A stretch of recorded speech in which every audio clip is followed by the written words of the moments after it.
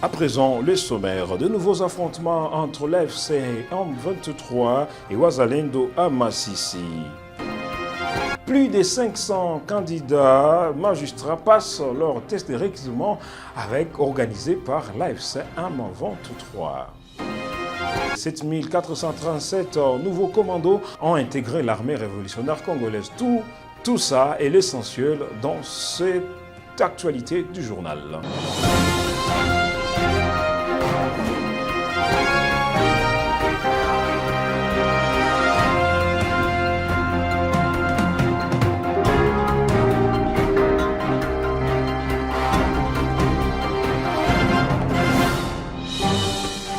Bonjour mesdames et messieurs téléspectateurs de UB Media, merci de commencer la semaine avec nous. Voici les informations sur votre télévision bleue. Commençons par cette information de Massissi où au Nord Kivu bien sûr, nouveaux affrontements entre l'AFC M23 et le milice Ouazalendo dans le Massissi, de combat qui oppose depuis dimanche les combattants de l'armée révolutionnaire congolaise de l'AFC M23 aux milices dites Ouazalendo dans le territoire de Massissi au Nord Kivu, mesdames et messieurs.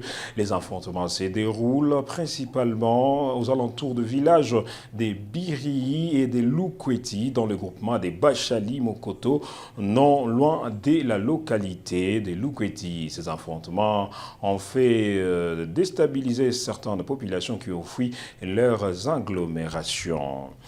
Et puis, mesdames et messieurs, en Baou, il a été signalé la tuerie de 4 civils, plusieurs maisons incendiées, dont de nouvelles attaques attribuées aux ADF.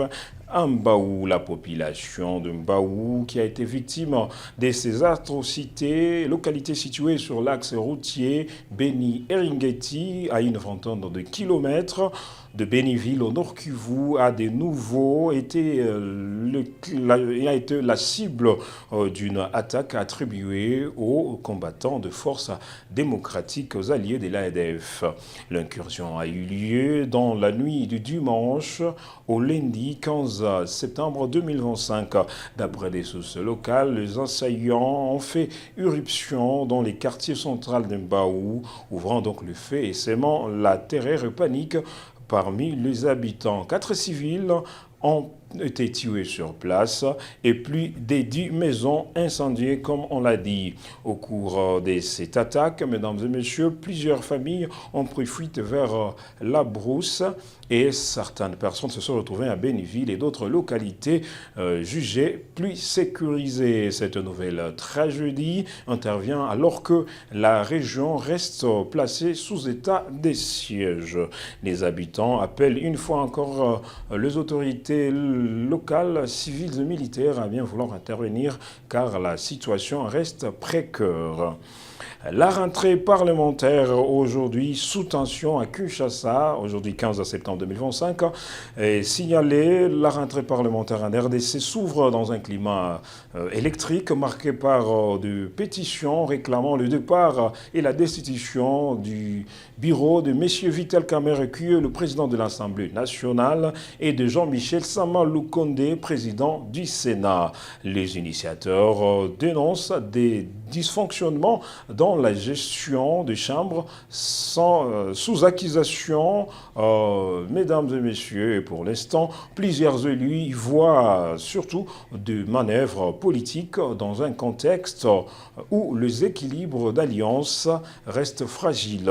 Ces tensions menacent normalement et ralentissent les travaux alors que des dossiers cruciaux comme les réformes électorales et le budget sont en attente. Dans l'opinion, beaucoup critiquent une classe politique abordée et débordée normalement par des séquelles internes alors que le pays fait déjà de graves défis socio-économiques et sécuritaires.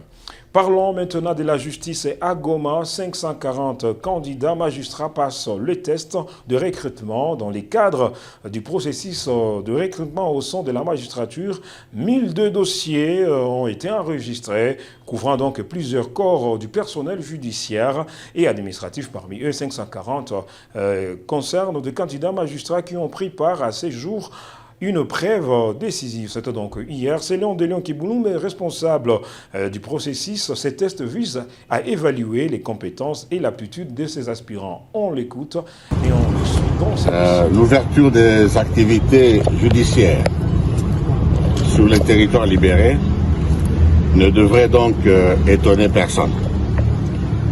Ceci rentre dans la nature même de la personnalité juridique internationale dont jouit l'Alliance Fleuve Congo AFC M23 aujourd'hui. Ceci assure également que la neutralité du secteur judiciaire existe dans les zones libérées.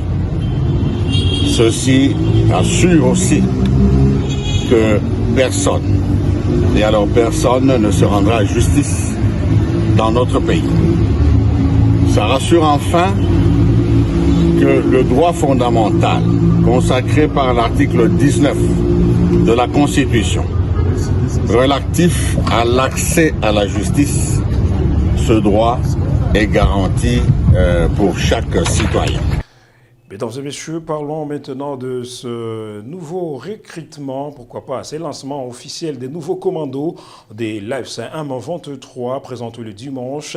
7437 nouveaux commandos lors d'une cérémonie organisée dans son centre d'instruction de Rumangabo, au Nord Kivu. Selon les responsables, se contentent normalement de ces contingents qui sont constitués d'anciens militaires de FARDC, des combattants issus de groupes d'autodéfense Maïmaï, Ouazalendo, ainsi que de nouvelles recrues formées dans le rang de l'Alliance. La cérémonie a été présidée par le coordonnateur militaire Sultani Makenga et le coordonnateur politique Corneille Nanga Makenga a appelé le troupe à la discipline et à la loyauté, tandis que Nanga a lieu cette montée en puissance militaire aux objectifs politiques de l'Alliance. Cette démonstration de force intervient alors que les tensions restent vives entre l'AFC M23 et le gouvernement de Kinshasa dans un contexte de conflit politique et pourquoi pas à l'est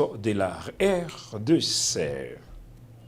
Et parlons maintenant de la coopération économique, mesdames et messieurs, entre l'Égypte et la RDC, un nouvel élan pour la coopération économique commerciale. Le cœur, la République démocratique du Congo et l'Égypte ont réaffirmé leur volonté de renforcer leurs relations économiques et commerciales. Le ministre congolais du Commerce, M. Julien Paluku Kaongia, et le PDG du groupe égyptien Mohamed Sami se sont rencontrés dimanche au Nouveau Cœur pour évaluer la mise en œuvre du mémorandum d'entente en mai dernier. Les deux ont également dénoncé la tenue avant la fin de l'année d'une foire économique internationale à Kinshasa, centrée sur l'agriculture, l'élevage et la pêche. Plusieurs contrats de partenariat ont été signés, mais alors que les échanges bilatéraux s'élèvent actuellement à moins de 50 000 $, l'objectif affiché est attendu à 1 milliard de dollars dans 3 ans et de multiplier normalement le flux commerciaux à moyen et long terme grâce à ces investissements. Selon Mohamed Sami, qui a salué cette ouverture et cette collaboration de la RDC face aux investisseurs étrangers, a souligné le rôle stratégique de son pays au cœur de l'Afrique. Merci, mesdames et messieurs, d'avoir suivi ces informations en français présentées par Arsania Mugabo. Mesdames et messieurs, nous donnons rendez-vous à nos prochaines éditions. Merci.